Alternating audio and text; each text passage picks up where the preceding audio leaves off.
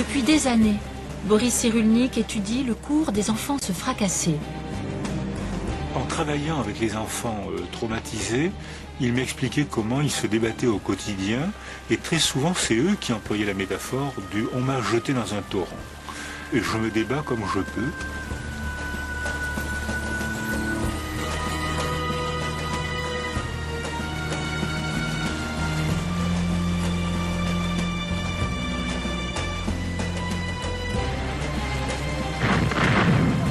Quelqu'un qui est poussé dans un torrent par un accident de la vie, il ne peut s'en sortir que s'il apprend à naviguer dans ces torrents. Il ne peut s'en sortir que s'il est habile à mettre la main pour éviter un caillou, passer sous un tronc d'arbre, se laisser tomber dans un trou d'eau. Et s'il arrive à ce moment-là à naviguer quand même, un jour il va arriver à la navigation tranquille.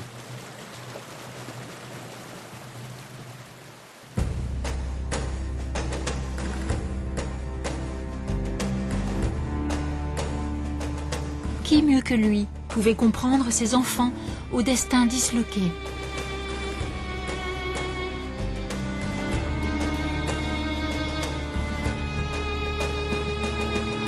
Lui aussi fut malmené dans un de ces torrents.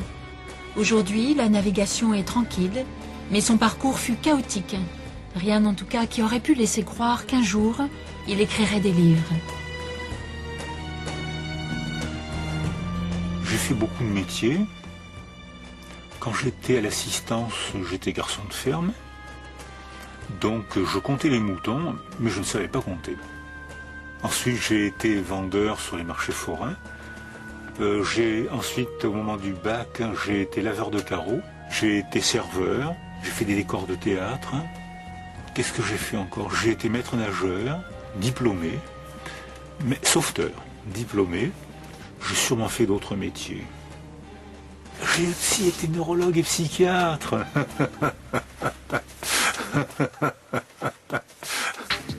Et aujourd'hui, faut-il le présenter? Boris Cyrulnik, bonjour. Bonjour. Alors, je ne sais pas si vous l'avez lu, Le psy qui console les Français. Je pense que c'est la première fois qu'un psy fait la une comme ça d'un magazine.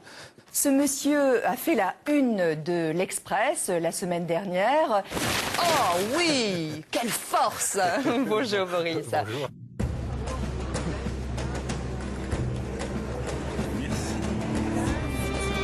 Il a travaillé pendant plus de 30 ans dans les services de psychiatrie, à l'ombre des hôpitaux du sud de la France. Aujourd'hui, il ne pratique plus.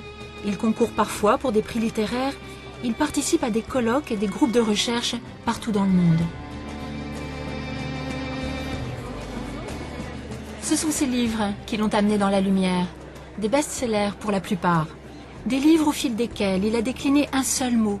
Un mot magique qui entrait en résonance avec ses propres secrets tout en parlant à des milliers de personnes. La résilience. La définition de la résilience la plus simple que je puisse donner, c'est comment reprendre un nouveau développement après une agonie psychique. On reçoit un trauma, on est hébété, on est mort psychiquement, et comment faire pour revenir à la vie et quelles sont les conditions de retour à la vie. C'est la définition la plus simple qui puisse exister. La condition humaine a soif d'espoir, alors la résilience fait recette.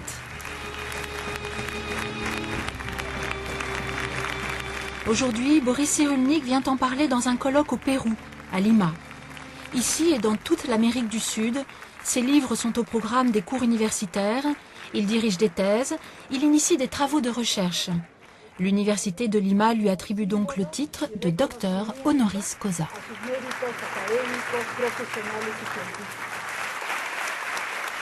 En s'insurgeant contre le fatalisme, ses travaux sur la résilience ont inversé le cours de la psychiatrie.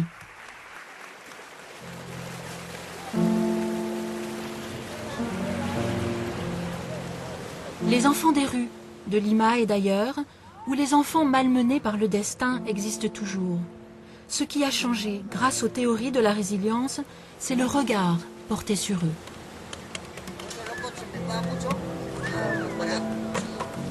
Aujourd'hui, les professionnels de l'enfance ont compris que l'espoir reste possible et qu'on pouvait utiliser l'énergie interne que ces enfants gardent tout au fond d'eux pour les aider à sortir du torrent. Boris Cyrulnik a fait partie des précurseurs de ce mouvement. Je ne suis pas le premier à avoir parlé de résilience. En 1982, la métaphore a été proposée par Amy Werner, qui est une professeure de psychologie de Miami. Et c'est elle qui a travaillé à Hawaï. Elle a eu 700 enfants à suivre, sans famille, enfants des rues, violences physiques, sexuelles. Et elle en a retrouvé 30 ans après, elle en a retrouvé 200. 72% étaient fracassés, ce qu'on peut comprendre. Mais l'étonnement est venu des 28% qui avaient appris à lire et à écrire sans école, qui avaient appris un métier, qui avaient fondé une famille et qui, au cours des tests, se révélaient tout à fait équilibrés. Alors, je ne suis pas le père du concept. Moi, j'avais travaillé cette idée, cette notion, bien avant Amy Werner, dès les années 78-80, mais je n'avais pas nommé ça résilience. Mais en France, je crois que j'ai été parmi les tout premiers à travailler ce concept et à le rendre populaire. Le livre qui a popularisé le concept de résilience, c'est Un merveilleux malheur. J'ai lu ce livre qui s'appelle Un merveilleux malheur. Un livre qui bouscule énormément d'idées reçues et qui vraiment, je pense, doit être lu par tout le monde. Votre titre peut prêter peut-être à malentendu. Enfin, c'est vrai, un merveilleux malheur, donc c'est un oxymore, hein, c'est une contradiction dans les termes. C'est ça. Après un malheur, on est contraint à la poésie, on est contraint à la métamorphose. C'est-à-dire qu'on ne peut plus jamais être comme avant. Un enfant ou un adulte blessé se trouve au centre d'une constellation. Si au centre de cette constellation, une étoile s'éteint, le soleil de mon père qui disparaît, l'étoile de ma mère qui a organisé ma vie, c'est-à-dire qu'à ce moment-là, moi, enfant blessé, j'ai été blessé. Le coup dans le réel, je l'ai reçu. Oui, vous aussi, d'ailleurs. Quand vous dites vous, c'est à la fois... Oui, j'espère être ambigu. Ouais. J'aimerais être ambigu. Ouais. Il n'aime pas en parler, par peur de la pitié, ou bien parce que c'est une blessure qui ne s'est pas refermer. Ses parents étaient juifs.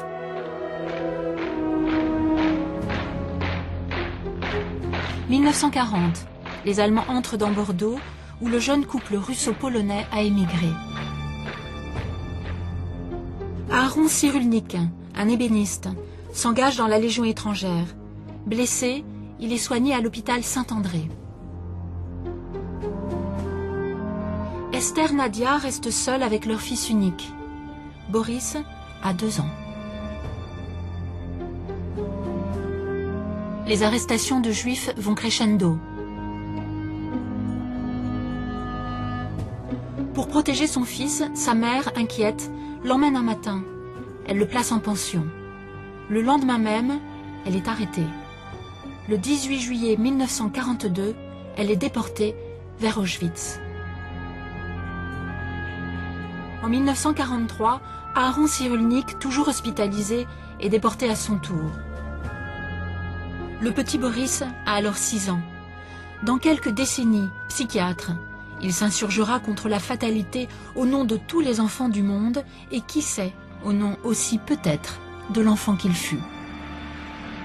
Quand il y a une blessure dans l'enfance, ça reste dans la personnalité. Ça ne veut pas dire du tout que le reste de la vie est terminé. On peut vivre après une blessure. On est contraint de garder ça dans sa mémoire, mais on peut aménager le reste de sa personnalité et devenir humain quand même.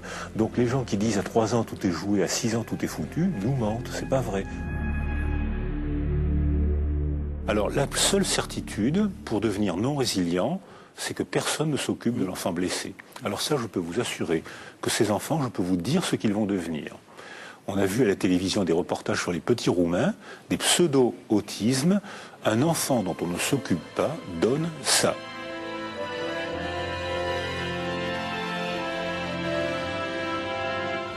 Il est sain, biologiquement, neurologiquement, il tombe malade d'une société folle. Et ça donne de graves troubles, comme ce pseudo-autisme.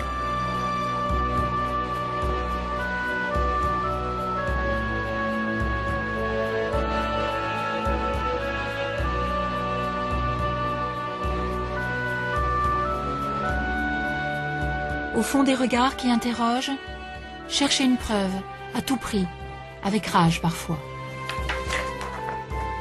Une preuve qui viendrait étayer l'intuition qu'il avait depuis le temps de son enfance, celle que rien n'est jamais foutu. S'allier avec d'autres, Marcel Ruffo en l'occurrence, le célèbre pédopsychiatre marseillais, pour chercher, comprendre, décrypter. Cette preuve, Boris Cyrulnik l'a trouvée en Roumanie. Quand j'étais en Roumanie après la chute du mur, à Bucarest, on avait des enfants pseudo-autistes placés dans des salles de 60 lits avec une femme qui passait de temps en temps. Donc pas de mots, une gamelle par jour, c'était la situation expérimentale d'isolement sensoriel. Mais ça n'a rien à voir avec l'autisme. C'est un pseudo-autisme. On est d'accord. C'est un tableau comme s'il était autiste, mais en fait il se protège par une non-communication parce qu'on ne communique pas. Parce qu'il n'y a pas d'autre, il n'y a que ça. Okay. Il n'y a pas d'autre. Et on a demandé des scanners et la plupart avaient des atrophies fronto-limbiques. C'est-à-dire frontaux, la fonte ici, et limbique, c'est-à-dire toute cette zone-là commençait à fondre. On est bien d'accord que le sombre, c'est du vide. Hein. Voilà, le sombre, c'est le vide. Quand les scanners ont montré que là, il y avait un creux, alors que normalement, il fallait du cerveau, on nous a dit, mais voilà, ces enfants ont été abandonnés parce qu'ils avaient une atrophie, une maladie cérébrale, une encéphalopathie, c'est pour ça qu'ils ont été abandonnés. Et nous, on a dit, mais pas du tout. Ils ont une atrophie cérébrale parce qu'ils ont été abandonnés, parce qu'ils ont été placés en isolement sensoriel. Et on a eu l'occasion de suivre quelques enfants roumains adoptés à Toulon. Et là, vous les rescannez, vous refaites un examen, et alors ? Et le scanner, il y a du cerveau partout. Non seulement les activités autocentrées ont disparu, les enfants parlent, ils apprennent... C'est-à-dire que l'adoption, l'accueil des adoptants, le travail relationnel, le contexte que tu disais tout à l'heure, le regard, la stimulation, les chansons, les caresses, enfin, tout ce qu'on peut imaginer, hop, voilà, transforme le cerveau. C'est le contraire de ce qu'on apprenait il y a 30 ou 40 ans, c'est-à-dire qu'il fallait enfermer les gens, les isoler, donc c'était le plus sûr moyen de faire fondre leur cerveau. Donc en te parlant, donc, je diminue mes capacités d'atrophie, on est d'accord.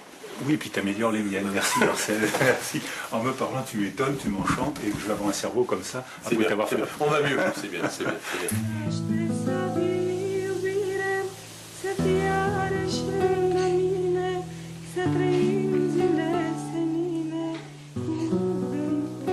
Du soin, de l'amour, ont permis de faire revenir les orphelins roumains à une vie digne de ce nom.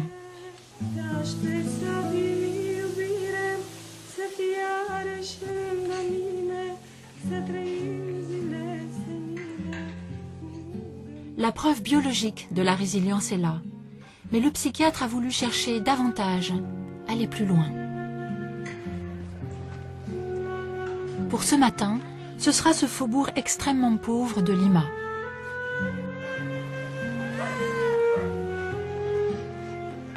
Boris Cyrulnik aujourd'hui ne consulte plus et n'a plus de patients, car il a choisi de se battre différemment.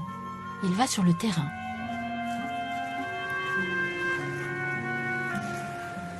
Dans ce quartier très défavorisé, les enfants du village n'ont chez eux ni table, ni chaise, ni électricité parfois pour faire leurs devoirs, dessiner, jouer, bref, être un enfant.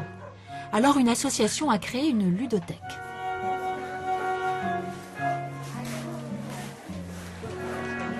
Ce type de structure est issu des travaux sur la résilience. Le combat de Boris Cyrulnik est d'insuffler leur mise en place, ici ou ailleurs, partout où des enfants sont dans des situations à risque. Comme dans tous les pays, il a fallu faire admettre aux politiciens que ces enfants pouvaient reprendre un développement. Maintenant, même en France, en Colombie, même partout en Roumanie, en Russie aujourd'hui, dans tous les pays, beaucoup de politiciens ne croient pas que ces enfants peuvent reprendre un développement. Alors que nous, on démontre que dès qu'on entoure un peu ces enfants, ils reprennent un développement, parfois très bien, parfois moins bien. Mais en tout cas, ils ne sont pas piégés, prisonniers du malheur. Et pour vaincre le malheur, pouvoir exprimer ses angoisses est essentiel, avec des dessins notamment. C'est le village, ça. Il n'y a pas de maison, mais l'arbre, il n'est pas très vert, là. Ils dessinent souvent des paysages tristes parce qu'il n'y a rien pour eux dehors.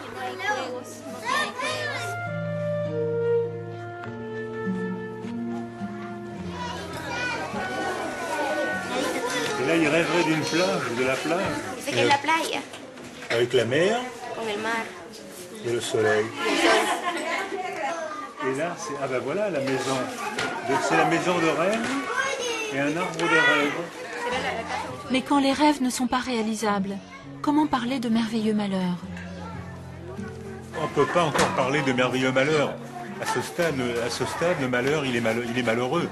Et le malheur ne pourra devenir merveilleux que si quelques-uns parmi eux apprennent un métier et repensent à leur enfance ici. Et à ce moment-là, probablement, ils reviendront ici pour aider les autres enfants.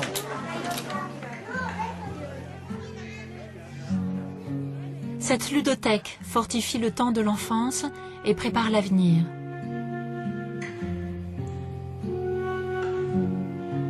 Les petits dessinent ici ce qu'ils écriront peut-être adultes. Avec des mots ou des formes, peu importe, c'est pareil. Un psychiatre français ou un écolier péruvien tente de gommer la blessure du passé.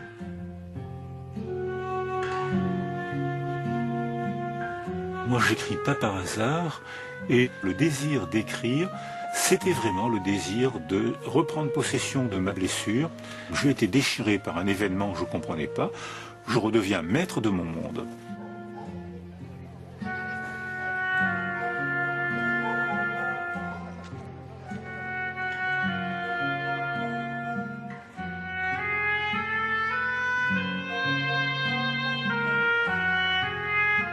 C'est dur quand on a 6 ans d'être condamné à mort, raconte Bernard.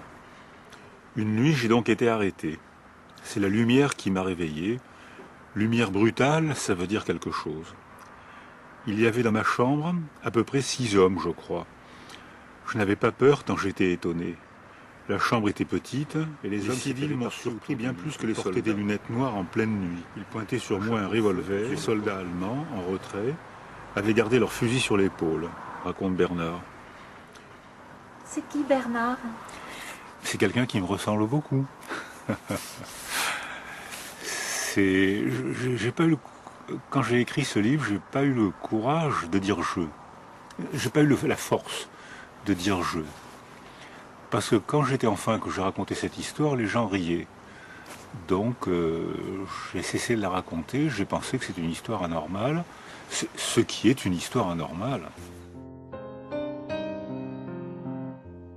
Histoire folle d'un traumatisme si violent qu'il fallait bien un Bernard pour aider Boris à en parler. Ses parents ont été déportés, l'enfant continue de les attendre. La pension où sa mère l'avait laissé a fini par le placer à l'assistance publique. Une institutrice, Marguerite Farge, vient l'y chercher et l'emmène. Elle cache le jeune Boris chez elle. Jusqu'à ce qu'une nuit, la folie des hommes frappe de nouveau à sa porte.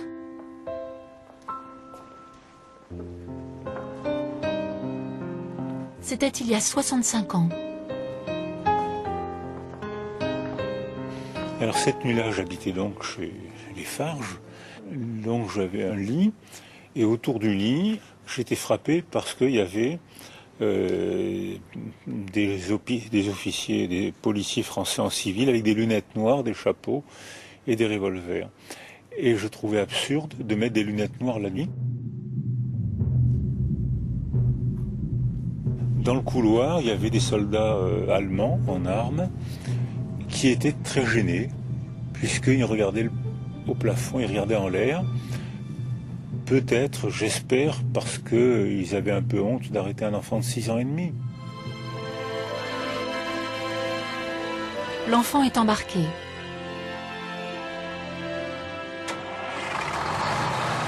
Je me rappelle bien, la rue était barrée, et puis plus loin, il y avait des camions avec des gens.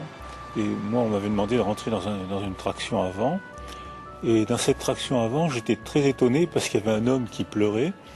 J'étais fasciné par sa glotte. Il avait une grosse glotte, et quand il pleurait, la glotte montait. Je trouvais ça très intéressant.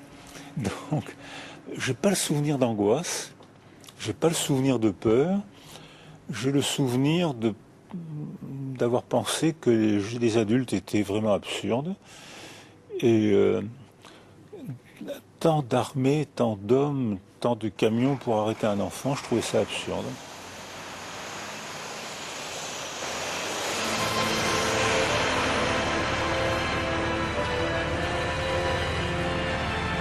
L'enfant est emmené pour une destination que seuls les adultes connaissent.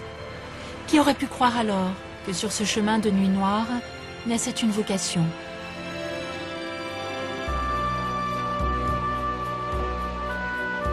J'ai toujours voulu devenir psychiatre parce que j'ai cru quand j'étais enfant que si je devenais psychiatre, je pourrais tout comprendre et comprendre particulièrement ce qui m'était arrivé, donc ce qui était arrivé à Bernard ou aux enfants qui, comme moi, donc je pensais que la psychiatrie pourrait me faire comprendre ça. Et après avoir beaucoup lu, beaucoup travaillé, beaucoup écouté, beaucoup réfléchi, je cherche à comprendre, mais c'est pas dans la psychiatrie qu'on trouve l'explication du génocide. Les tueurs, les génocidaires sont des gens anormalement normaux, c'est-à-dire soumis à une doxa, soumis à une récitation, et amoureux du chef religieux, intellectuel, politique, qui ordonne la mise à mort des enfants. Donc j'ai fait fausse route en devenant psychiatre pour comprendre ça. Je n'ai pas fait fausse route en devenant psychiatre pour comprendre des tas de choses passionnantes de la condition humaine, mais pas ça.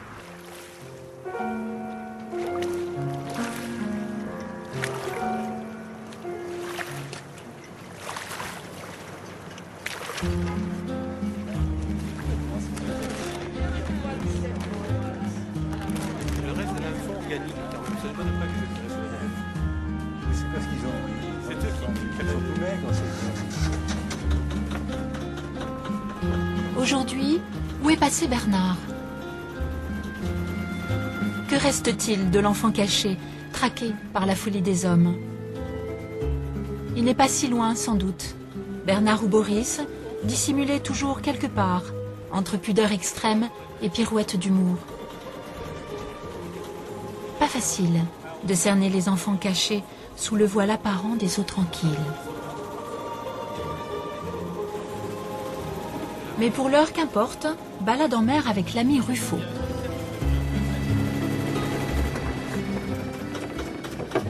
On s'est connus enfants, on s'est connus tout petits. Mais t'avais quel âge? 24 ans, 22 ans? 23 ans. Ouais. On s'est connus, on était internes, c'était à Marseille. Non, mais on se connaît depuis longtemps en partageant, disons, la passion de la psy, ça on peut dire oui, mais aussi des passions plus de vie, le rugby et la voile. La voile et la mer, et donc ça fait déjà trois gros points communs. La passion du rugby, à cause de l'esprit d'équipe cher à Boris Cyrulnik. Mais le ballon ovale présente aussi d'autres avantages. J'aime bien le rugby parce que c'est 1h30 de jeu, 3 heures de restaurant et une semaine de vantardise. Donc ça remplit la vie, ça.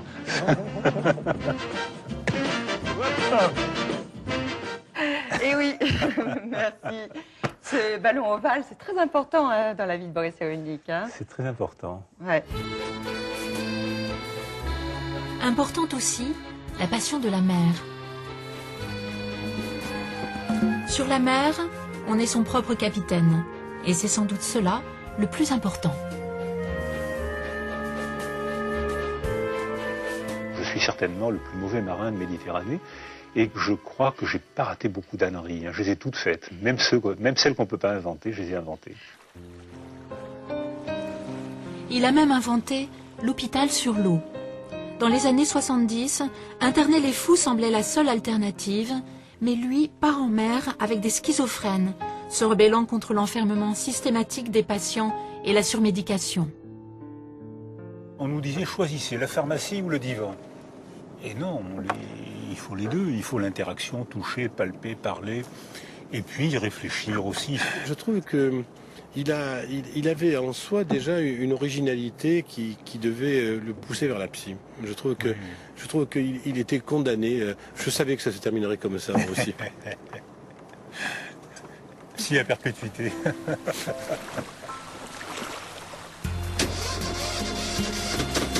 À perpétuité aussi, la Méditerranée. Pour elle, il a préféré les hôpitaux de Digne, Toulon, à une carrière parisienne. Inversement, il a fait venir jusqu'ici des chercheurs parisiens pour réfléchir notamment sur les rapports du fœtus et de sa mère. Ça, c'est l'île Les Ambiers. C'était le point de départ des interactions précoces autour de la naissance, avant la naissance, après la naissance. Et cette aventure est partie pour nous. Elle est partie de là où on avait réuni des chercheurs, des praticiens et des poètes. Parce que très souvent, c'est dans la poésie qu'on trouve les hypothèses les plus folles. Fin des années 70, le fœtus est à peine considéré comme un être à part entière. Il fallait donc être au moins un poète pour écouter ce langage secret qui le relie à sa mère.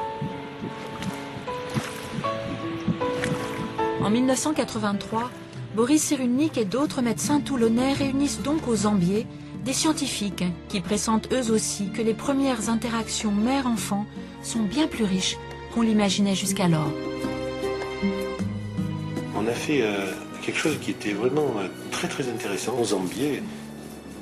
Où, honnêtement, c'était bien en avance sur certaines...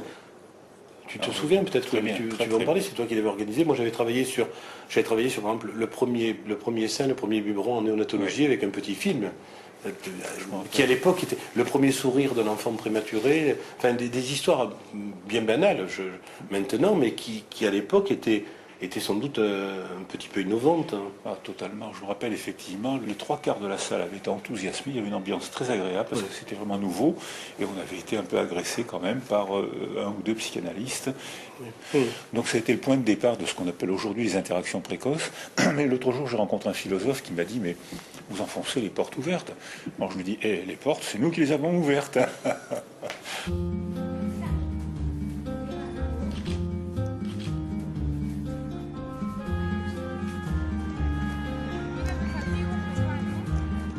L'étude des interactions précoces entre la mère et l'enfant, le décryptage de ce langage universel mis en place bien avant l'acquisition de la parole, allait ramener Boris Cyrulnik vers la résilience. Car la trame de cette relation magique tissée pendant la première enfance porte en elle les nœuds d'un secret qui le concerne lui aussi. Quelle a été, vous, en revenant à vous, Boris Cyrulnik, votre arme pour vous en sortir ? Je pense que c'est le tricot. Ah oui, alors c'est un mot que vous employez beaucoup, le tricot, oui. D'ailleurs, vous employez à l'intérieur même du ventre de la mère, l'enfant tricote. Les premières mailles se tricotent dans l'utérus, c'est-à-dire que notre culture qui a fait naître les enfants le jour de leur naissance, c'est pas vrai. Hein, l'histoire des enfants, le façonnement de la personnalité des enfants commence à se tricoter dans l'utérus. Et on se tricote toute sa vie.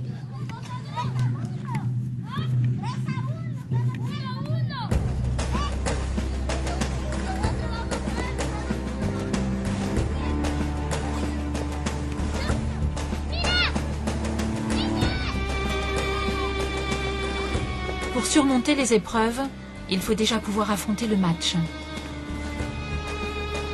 Or, une mère en fin de grossesse et lors des premiers mois de la vie de son enfant tisse avec ce dernier une relation qui peut façonner sa combativité future.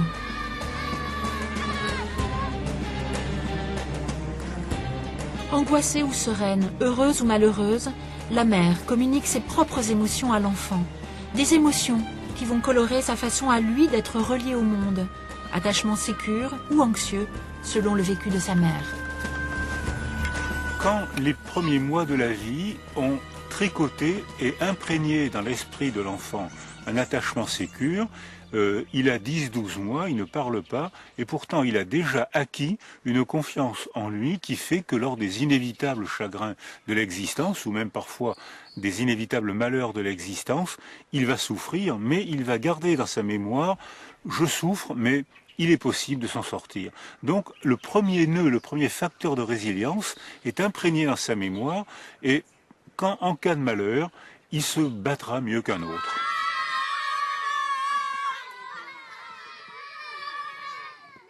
J'ai la sensation d'avoir été bien tricoté quand j'étais enfant parce que j'ai une mémoire précoce, même j'ai des souvenirs d'images avant la parole. J'ai beaucoup de souvenirs avec ma mère. J'ai des souvenirs d'avant-guerre. avec ma mère m'accompagnant à l'école, avec ma mère me demandant de rapporter au magasin la petite poupée que je venais de voler. J'ai des souvenirs. Quand mon père s'est engagé dans la Légion étrangère, elle était seule avec un enfant, sans travail, probablement sans ressources. Donc elle vendait les objets sur les quais de Bordeaux, elle vendait les objets un par un. Donc j'ai des souvenirs de ma mère. Et après, au moment où ma mère s'est éteinte, j'ai plus de souvenirs. J'ai un trou de plusieurs années. Et mes souvenirs ont repris quand, autour de moi, il y a eu des relations affectives, émotionnelles, pour probablement remettre un peu de vie en moi. Donc j'ai l'impression d'avoir été pas mal tricoté, mais je pense quand même qu'il y a des déchirures qui ne sont pas tout à fait effacées.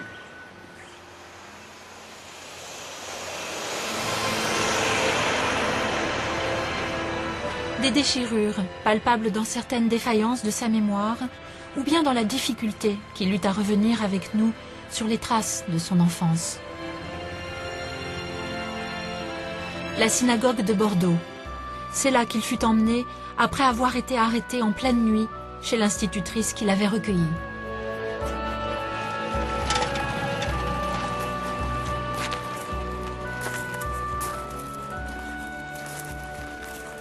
Alors je ne me rappelle pas du tout l'arrivée, mais je me rappelle l'intérieur. Alors si, je me rappelle l'arrivée. Si. Parce que il y avait au milieu, il y avait un officier allemand, comme dans les mauvais films, les jambes écartées avec une badine, 2 tables, et l'officier allemand orienté vers une table ou vers l'autre, et les adultes commentaient, disaient cette table condamne à mort, mais non, il faut dire qu'on est malade, on sera soigné, surtout pas, il faut dire qu'on est en bonne santé, on sera simplement envoyé dans un camp de travail. Donc je me rappelle l'arrivée.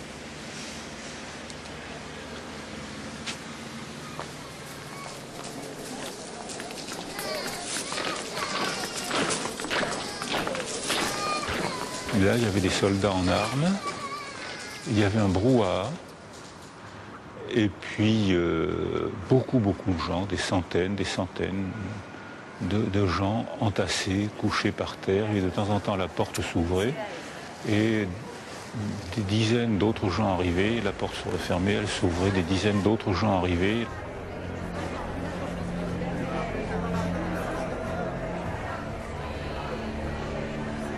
Je me rappelle très bien, les enfants étaient groupés autour d'une couverture, autour de boîtes de lait Nestlé, qui ont été utilisées pour faire croire qu'il y avait une démarche humanitaire, alors qu'en fait, ils servaient à grouper les enfants pour pouvoir les enfermer plus facilement dans un wagon à la gare Saint-Jean et les assassiner.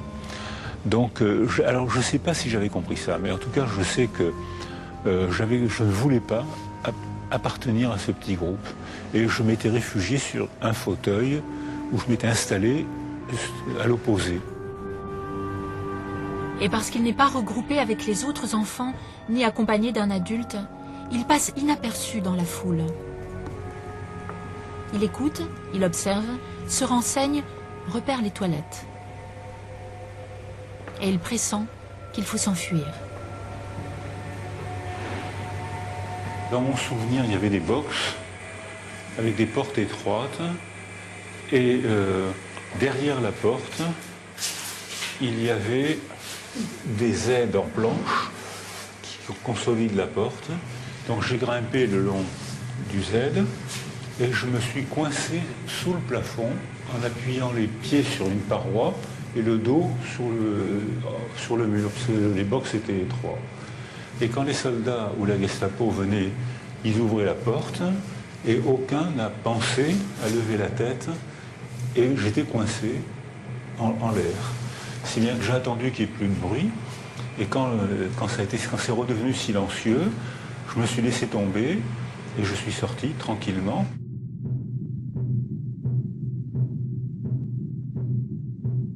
Il n'y a presque plus personne. Tous les raflets ont été emportés. Il se faufile entre les quelques Allemands qui restent.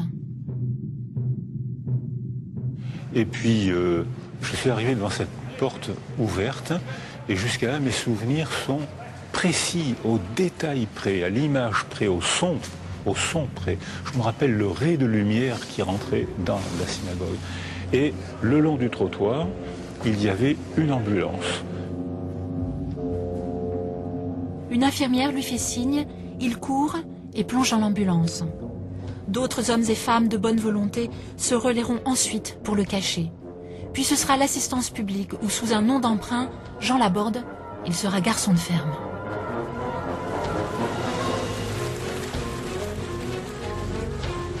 Précipités comme lui dans les guerres ou les chaos de toutes sortes, les enfants ayant pu amorcer un processus de résilience ont tous un point commun que Boris Cyrulnik a identifié dans ses travaux. Ils ont su dire non.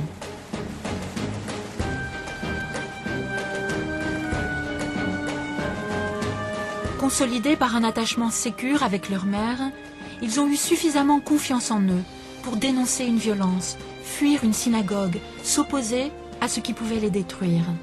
Ce tempérament affirmé est un des facteurs de résilience décrits par le psychiatre.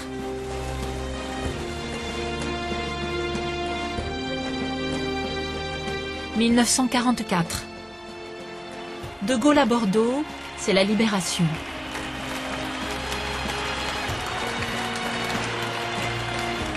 Jean Laborde redevient Boris. Il peut quitter l'assistance publique et les travaux de ferme. Il a compris que ses parents ne reviendront plus. Il monte à Paris. Car une tante, Dora, l'a retrouvé. Avec elle, il se reconstruit. Il retourne à l'école. Elle sera pour lui ce qu'il appellera plus tard les tuteurs de résilience. Ces hommes ou ces femmes, grâce auxquels il est possible de remonter le cours violent des torrents, d'obliger le malheur et son fracas à faire marche arrière. Le tuteur de résilience, c'est un ami, un frère, une sœur, un inconnu qui vous prend la main, un professeur qui croit en vous, toute personne qui vous aide à reprendre le tricot, et tant pis si des mailles ont sauté. Le tout est de pouvoir à nouveau ficher son regard dans celui d'un autre, car sans l'autre, pour qui vivre? Et puis croire en ses rêves redevient possible grâce à toutes les Doras du monde. Le rêve de Boris, c'était les études. Quand je disais que je voulais faire des études, beaucoup de gens éclataient de rire, me disaient mais non, tais-toi, arrête un peu, raconte pas d'histoire. Tu ne pourras pas faire d'études. Avec ce qui t'est arrivé, tu n'as pas de famille. Comment veux-tu faire des études? Tu seras garçon de ferme. Donc, en plus de ça, je ne touchais pas de bourse parce que mes parents n'étaient pas morts, ils étaient disparus. Donc mes dossiers de demande de bourse n'étaient incomplets. Donc il fallait travailler. Petit boulot, maître nageur ou laveur de carreaux, entre les cours, à la Pitié-Salpêtrière. Ce qui compte, c'est croire en ses rêves, même les plus fous. Devenir médecin quand on était garçon de ferme. Aller de l'avant, grâce à ses rêves, sans se retourner sur le passé, fait partie du processus de résilience. Continuer de croire qu'un jour, on volera de ses propres ailes, même quand on n'a eu que des sacs poubelles pour s'entraîner au cerf-volant.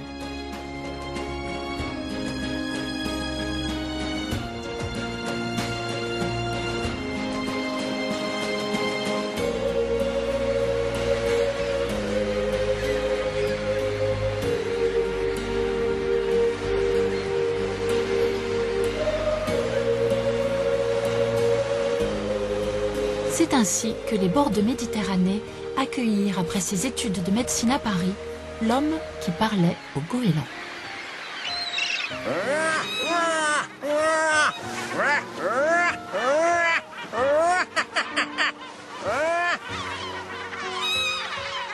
Quand on apprend leur langue, ils répondent très bien. Là, ils sont en train de venir voir ce qu'on fait. Ça, c'est le cri d'alarme. Ça, c'est le cri d'alarme. Ça veut dire il y a des intrus qui s'approchent un peu trop près. Rentrer la tête, sortir les ailes, baisser la tête, pousser un cri aigu, relever la tête, écarter les ailes. Tout ça, ça fait un code. Ça en fait 30 signaux sonores, plus une vingtaine de postures. Je connais beaucoup d'hommes politiques qui ont fait une carrière avec moins que ça. Donc c'est un langage, mais c'est pas la parole.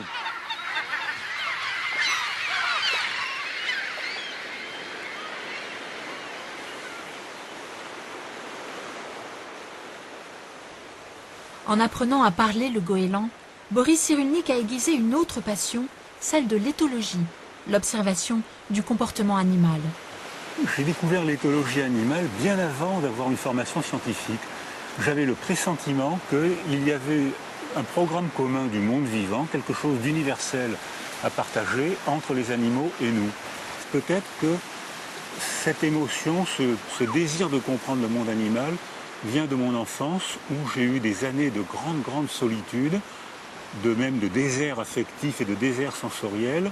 Et les seules relations humaines que j'avais à cette époque-là, c'était avec les animaux. Je passais des journées entières à observer les combats de fourmis. Donc je voyais les fourmis ailées qui tournaient, qui volaient les œufs, d'autres fourmis qui les protégeaient. Ces fourmis qui avaient des mouvements tournants, qui sauvaient les œufs, qui attaquaient. Pour moi, c'était vraiment Hollywood avant. Et c'était passionnant. Donc peut-être c'est là que j'ai été rendu sensible à leur monde et que j'ai eu envie de faire leur vraie connaissance. Et c'est probablement le point de départ psychanalytique de mon intérêt pour les animaux. Lorsqu'il est étudiant, Boris Cyrulnik découvre avec enthousiasme que l'éthologie animale peut être complémentaire à la psychiatrie. Que les animaux peuvent permettre de mieux comprendre les hommes. C'est une expérience de Harry Harlow qui l'oriente sur ce chemin de traverse. Le primatologue américain observe le comportement d'un jeune singe doté d'une fausse mère en peluche, donc tendre et douce, et d'une fausse mère en ferraille, sèche, mais auprès de laquelle il obtient de la nourriture. Or, sous l'effet d'un stress, le singe va se réfugier non pas auprès de la mère qui distribue la nourriture, mais auprès de celle qui donne de la tendresse. Cette constatation semble donc contredire Freud, qui affirmait que l'alimentation fonde l'amour. L'expérience le passionne. Il s'investit définitivement dans l'éthologie et en choque plus d'un dans le milieu scientifique. Fait inhabituel, voici un psychiatre qui collabore avec des vétérinaires. Le docteur Beata filme ses consultations vétérinaires et décode régulièrement celles-ci avec Boris Cyrulnik. Là, en fait, c'est un chien qui fait des gros dégâts quand il est laissé seul, qui vocalise beaucoup, qui fait des destructions dans l'appartement, et les propriétaires sont à un point où peut-être ils ne vont pas pouvoir le garder. Et là, j'ai bien demander aux propriétaires de sortir, et le chien est en train de les attendre. Et ce que je trouve incroyable sur ce chien, c'est la façon dont il se décompose au fur et à mesure. Ah, il respire le la queue maintenant, la queue est vraiment passée, le fouet est descendu entre les pattes, les oreilles sont en arrière, le regard l'immobilité, il n'explore pas. Voilà. Et là, on le voit s'approcher des deux chaises où étaient assis les propriétaires juste avant que je les fasse sortir. C'est ça. Comme nos enfants, quand ils prennent le mouchoir, le doudou, pour se sécuriser avec l'odeur de la mère ou de la figure d'attachement. Il exprime vraiment très vite, en quelques secondes, ça c'est souvent frappant sur ces chiens qui ont un attachement dessus, il exprime de la détresse dès la séparation avec l'objet d'attachement. On voit bien que ce n'est pas la solitude qui lui pèse, puisqu'il n'est pas seul, je suis là. Voilà. Hein, c'est le fait que son objet d'attachement, au sens strict, est disparu. Parce qu'il ne sait pas se construire une base de sécurité. Mais il y a la même chose avec nos enfants, c'est-à-dire que nos enfants hyper attachés, on interprète cet hyper-attachement, oh mon Dieu, comme il aime sa maman, en fait il est tout le temps dans ses jupes, et il ne veut pas la quitter.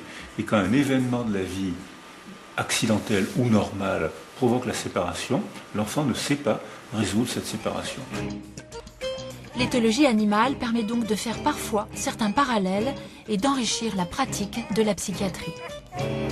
Quand j'ai commencé mes études de psychiatrie, on m'apprenait un catalogue de pronostics. On me disait, cette maladie-là, 92% d'échecs, cette maladie-là, on doit la guérir, et on appelait ça des maladies. Or, le fait de travailler avec des éthologues, avec des vétérinaires, ils m'ont montré, par exemple, comment un chien en carence affective avait des troubles sphinctériens, avait des troubles du développement, et que c'était réparable en agissant sur l'alentour. Donc c'était une méthode de soins totalement différente. Et quand j'ai été thérapeute, j'attachais de l'importance à l'histoire des gens, bien sûr, et à leur monde intime, comme la psychanalyse nous l'a appris, mais j'attachais aussi beaucoup d'importance à agir sur l'alentour, avec des explications, avec des actions, comme on apprend à le faire en éthologie. Cette passion de l'éthologie, alliée à la pratique psychiatrique, fera l'objet de son premier livre et lui vaudra le tout début de sa médiatisation. Nous sommes en 1983 sur le plateau de Michel Polac. Je vais demander à Boris Cyrulnik, puisque nous parlons là de santé mentale des Français. Boris Cyrulnik, vous êtes psychiatre et vous venez de publier un livre qui vient de sortir aux éditions Hachette, Mémoire de singe, paroles d'homme, avec une très belle couverture de Roland Topor. Et ce livre, vous pouvez voir que j'ai mis plein de petites fiches dessus, parce que vraiment, j'ai tout lu. Vous avez vu, j'ai tout marqué. Il y a des pages entières qui sont annotées, parce que c'est un des livres, pour moi, les plus importants sur l'éthologie que j'ai lu depuis longtemps. Il y a là-dedans pratiquement un résumé d'au moins 40 ou 50 livres, toutes sortes de types d'animaux qui ont été étudiés par les éthologues, une science qui n'est pas encore très connue en France. Donc la poule nous pose la question, y a-t-il des empreintes chez l'humain? Alors à cette question fondamentale posée par les poules, des éthologues japonais, des étholinguistes japonais... Plus de 20 ans ont passé. Il a navigué entre animaux et humains, entre psychiatrie et écriture. Une douzaine de livres plus tard, arrive en 2008 la consécration littéraire. En ce qui concerne le prix Renaudot, le prix Essai a été décerné à Boris Cyrulnik pour son essai « L'autobiographie d'un épouvantail ».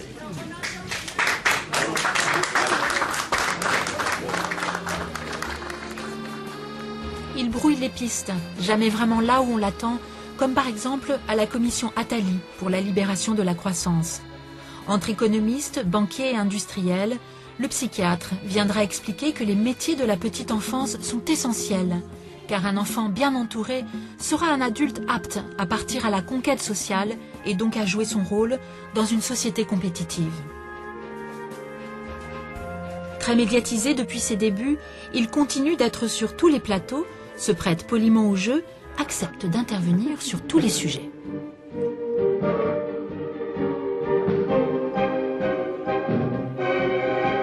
Le pouce, c'est le tranquillisant naturel. Alors si on a un stress, on attrape le seul objet familier, on le suce et on éprouve un sentiment d'apaisement supérieur au temesta. L'orgasme commence au premier regard. C'est-à-dire qu'en fait, dès qu'on regarde une femme, on sait, on sent que quelque chose est possible et le plaisir commence. Et vous montrez aussi que les singes mentent. Vous racontez une histoire fabuleuse. C'est les femelles qui sont les meilleures menteuses. Oui. C'est-à-dire que si le régime de banane est à droite, si elles se précipitent vers le régime de banane, elles vont se faire battre à la course, elles vont se faire mordre. Alors ce qu'elles font, si le régime de banane est à droite, elles poussent des cris vers la gauche, les mâles qui sont plus rapides se précipitent vers la gauche et les femelles vont prendre le régime de banane à droite. Vous êtes un petit peu l'antispécialiste par définition, vous, hein? Ah oui, c'est une surspécialité que d'être antispécialiste, parce que les spécialistes sont issus du 19e siècle, à l'époque où on prétendait tout savoir sur une spécialité de plus en plus pointue. Si bien que si on continue comme ça, on finira par tout savoir sur rien. Merci beaucoup. Le fait d'intervenir sur des sujets qui apparemment sont différents m'ont provoqué beaucoup de critiques. Et pourtant, dans mon cheminement, c'est le même chemin, c'est le même sentier de chèvre. On travaille avec des vétérinaires, avec des éthologues animaux qui nous apprennent des choses, les psychanalystes nous apprennent d'autres choses, les neurobiologistes nous apprennent d'autres choses. Et pour certains appellent ça un fourre-tout théorique. Mais ceux qui appellent ça fourre-tout, c'est ceux qui ont une pensée paresseuse. Parce que quand on est praticien, on a besoin de savoir un peu tout ça pour comprendre, pour pratiquer.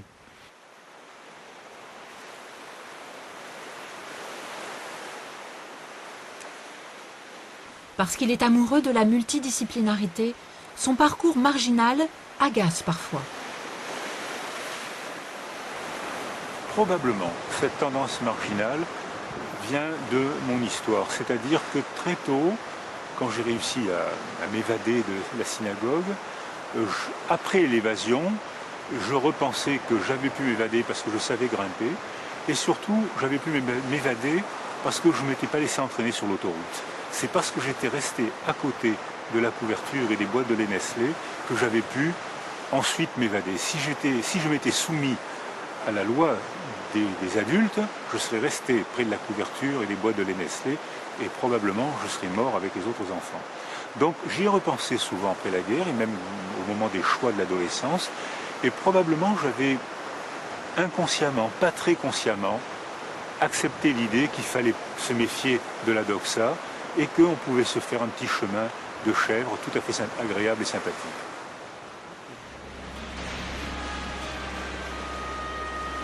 À tous ses enfants, au destin fracassé, il a voulu apporter ce que son destin lui a appris, s'acharner à trouver son propre chemin. À plus de 70 ans, s'autoriser peut-être à s'arrêter sur son passé. Mais un instant seulement. Sinon, continuer de regarder droit devant.